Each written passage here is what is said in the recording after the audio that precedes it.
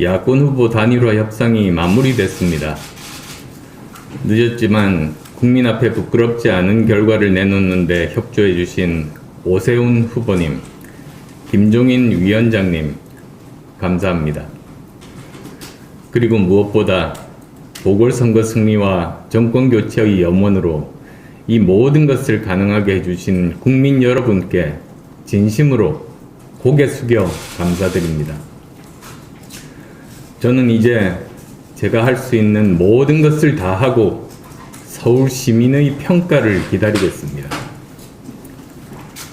저는 석 달 전 서울시장 선거에 출마하면서 곧바로 야권 후보 단일화와 서울시 야권 연립 정부를 제안하며 후보 단일화에 물꼬를 텄습니다. 또한 야권 단일 후보 선출, 선거 후 국민의힘과의 통합, 그리고 정권 심판과 정권 교체의 뜻을 같이 하는 모든 분들이 함께하는 범야권 대통합으로 이어지는 3단계 통합 구상도 밝혔습니다. 단일화 협상에 진척이 없자 다시 저는 국민의힘에서 원하는 방안 모두를 수용하겠다고 결심하고 꼬인 실타래를 풀어냈습니다. 문제를 풀어내는 정치는 제가 정치를 처음 시작할 때부터 국민께 약속하고 지향하는 정치이기 때문입니다. 그리고 이렇게 할 때만이 서울시장 선거 승리는 물론 정권 교체의 교두보를 확실하게 놓을 수 있기 때문입니다. 그렇기 때문에 제대로 된 문재인 정권 심판을 바란다면, 정권 교체를 바란다면 서울시장만 할 사람과 정권 교체의 교두보도 함께 놓을 사람을 구분해야 합니다. 판단 기준은 간단합니다. 수많은 여론조사에서 증명되었듯이 박영선 후보와 1대1 대결에서 더 크게 이기는 제가 대선에서도 야권이 승리하게 해줄 수 있는 유일한 후보입니다. 저는 야권 지지층을 20대, 30대, 중도층, 무당층까지 확장시켜 대선에서도 야당 후보를 찍게 해서 정권 교체를 가능하게 할 유일한 후보라는 점을 말씀드리고 싶습니다. 그간 단일화 과정을 돌아보면 많은 소회가 남습니다. 적을 이기기보다 동지를 설득하기가 더 어렵다는 것도 배웠습니다. 내전이 비극적인 것은 함께 살아가야 하는 사람들 사이의 전쟁이기 때문입니다. 세계 내전사를 보면 서로를 잘 알기에 상대를 더욱 잔혹하게 대하는 경우도 있었습니다. 하지만 역사를 보면 이 비극, 이 진통을 잘 넘긴 나라들은 도약의 발판을 마련했고, 그 갈등을 끝내 봉합하지 못한 나라들은 깊은 수렁에 빠져들었습니다.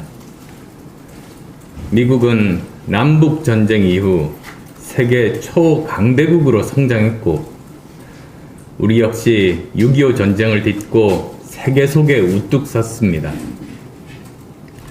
반면 중동, 아프리카 여러 나라들은 전쟁 후 통합에 실패하면서 끝없는 나락으로 추락했습니다. 이번 야권 단일화도 마찬가지입니다. 비온 뒤 땅이 저절로 굳어지지 않습니다. 서로의 손을 맞잡아 패인 곳을 덮고 갈라진 틈을 메워야 진정한 하나가 되고 더 단단한 하나가 되는 것입니다. 저는 야권의 진정한 대통합을 위해, 확실한 정권 교체를 위해 제 한 몸을 바칠 각오입니다. 국민의힘 동지들께 부탁드립니다. 2번이든 4번이든 모두 더 큰 2번일 뿐입니다. 선거 후 더 큰 2번을 만들어야만이 정권 교체의 길로 갈 수 있습니다. 우리는 이번 보궐선거에서 한 배를 탄 식구고 내년 대선을 향해 함께 대장정에 나서야 할 동지입니다. 여러분께서 마음을 여셔야 야권의 영역을 중도로까지 획기적으로 확장하고 한국 정치 대전환을 주도적으로 이끌어낼 수 있습니다. 이제 야권은 거짓과 위선의 세력들이 쳐놓은 덫에서 빠져나와 변화를 능동적으로 주도해 나가야 합니다. 시대의 변화에 끌려다니는 야권으로는 미래가 없습니다. 역사와 국민만 보고 앞으로 갑시다. 서로 연대해 민주주의와 법치를 말살하고 공정과 정의를 파괴한 거대한 세력을 함께 무너뜨립시다.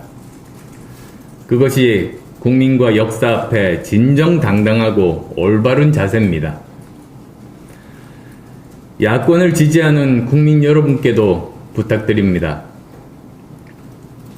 우리는 황영조 선수의 올림픽 금메달을 생생하게 기억합니다. 그러나 이봉주 선수가 평생 18만 킬로미터를 뛰면서 공식 경기에서 41번의 완주를 했다는 걸 기억하는 분은 많지 않습니다. 누가 단일 후보가 되든 역사상 최초의 중도와 보수 단일화를 이뤄낸 두 주인공을 똑같이 기억하고 똑같이 응원해 주시기를 부탁드립니다. 오늘과 내일은 이번 선거의 승패를 사실상 결정하는 날입니다. 이것 하나만 생각해 주십시오. 민주당 후보와의 대결에서 가장 크게 이기는 후보가 가장 경쟁력 있고 야권 단일 후보로 가장 적합한 후보입니다.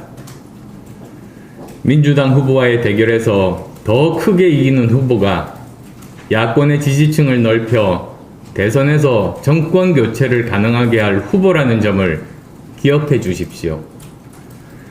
저는 야권 단일화를 위한 충정으로 불리함도 모두 수용하겠다고 했지만 국민들께서는 서울에서 야권의 8연패가 더 이상 이어지는 것을 수용해서는 안 됩니다. 야권 진영이 서울시장 선거에 이긴 후 다시 과거의 모습 그대로 돌아가 변화하고 혁신하지 않는다면 서울시장 선거는 이기고 대선에서는 패배하는 참담한 결과를 낳을 겁니다. 내곡동 문제가 확산되고 있습니다. 새로운 사실이 더 밝혀지고 당시 이를 증언하는 사람이 나타나면 야권 후보가 사퇴한 상태에서 선거를 치를 수도 있습니다. 민주당 박영선 후보가 제일 두려워하는 후보, 아무런 문제가 없는 후보, 오히려 문제를 해결하는 저 안철수 후보를 선택해 주십시오.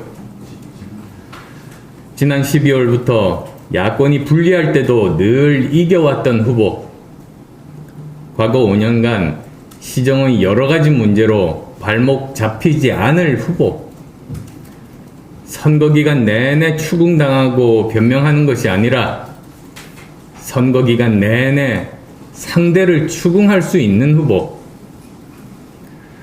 의사로서 임기 첫날부터 코로나19로부터 서울 시민을 안전하게 보호하고 자영업자와 소상공인을 챙길 후보, 벤처기업가로서 일자리를 만들고 미래의 성장 동력을 만들 후보,